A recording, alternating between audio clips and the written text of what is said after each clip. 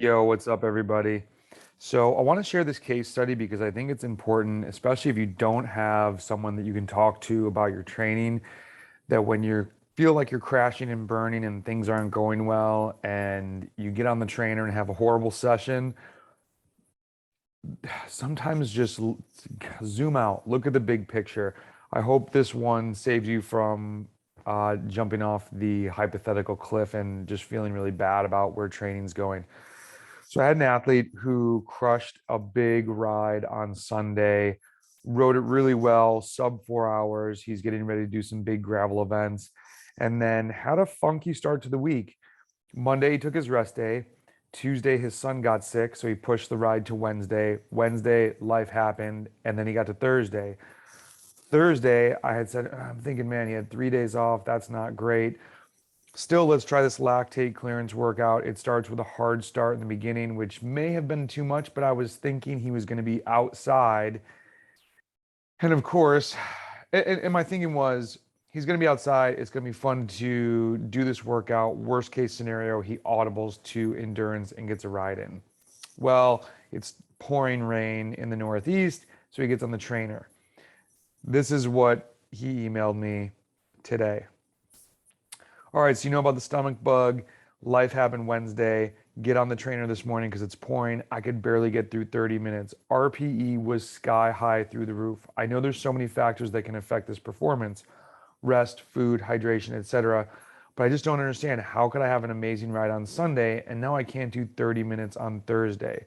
I'm not trying to get too down on this. Do you think my FTP could have shifted a little bit?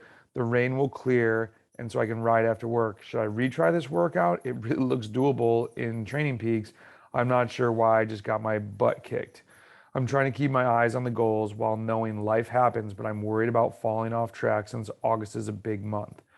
So the one thing also that he said in here that I did not read was, because of the stomach bug going around, everyone wasn't sleeping well. So that is a huge factor. And so, first off, this guy does worry sometimes a little much. Don't let yourself waste energy by worrying. And I'm going to get to why. But worrying about your training, if you're worried about the training, I think that something's off. You should understand where you're going. You should be focused on executing the workouts and thinking of the big picture. And we'll talk about that more in a second. The number one thing for me, anecdotally, and talking to other athletes, the lack of sleep or poor sleep is a massive contributor to RPE. Even if my sleep is off a couple hours, if I get, a 6 hour night's sleep, that workout is going to feel hard. I still go out and do it and try to accomplish it, but I don't enjoy it. I like doing threshold workouts. I like VO2 max some days when I'm rested, carved up, feeling good, ready to go, because I know that effort is going to make me better. So that could be number one.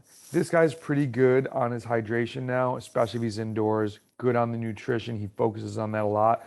So I don't think those are the biggest factors. The other factor that I think is at play, he had 3 days off. 3 days off is massive. If you are new to training, I try to avoid 2 days off in a row. Now, especially for longer efforts like this lactate clearance workout, these interval sections were going to be about 12 to 15 minutes of work. So just our endurance performance drops off and hard rides can be difficult. The third factor, indoors. It's the summertime. Everyone is wanting to be outside. A lot of my athletes that get pushed indoors now due to weather or some life thing, even with Zwift, I'm getting like the skull emojis. Indoors stinks during the summer for many riders, and it's harder to go hard. I think even with the massive improvements in the smart trainers and the massive improvements on being able to put out high wattages, like it's harder to go hard for a lot of athletes, and some people struggle with it, no doubt. Some people are setting like PRs inside. That's because you can just go into the dark zone. You don't have to pay attention to the road all, and you're just smashing. So there's plenty of athletes that can talk about setting, one-off power bests indoors. I don't think that makes you a better cyclist for the road. Definitely not for a 3 or 4 hour event. but some other athletes do struggle going hard. So if that's you, don't feel bad about that. So what's the action that we take from this? Dude, after work, go ride endurance. Don't go smash this workout again. You're just not feeling in the right groove. Go outside. It's going to clear up. Enjoy the drier roads now. Have fun on the bike.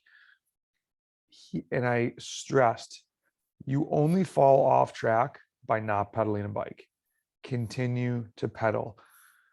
No one workout or even two workouts is a magic bullet that's going to get you to your goal.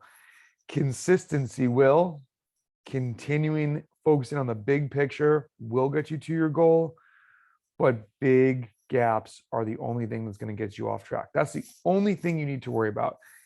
The only worry, so I'll correct my statement, is sorting out your life schedule so you can ride the darn bike, even if it's only 45 minutes, even if it's 60 minutes. The 2-hour ride becomes 35 one day. That is better than zero. I cannot stress that enough. 35 minutes adds up here and there. I mean, some people say cringe when I say, hey, don't cut your 4-hour ride short to 3.5 hours. That adds up. I don't know. It's worked for me. It's working for the athletes that I coach.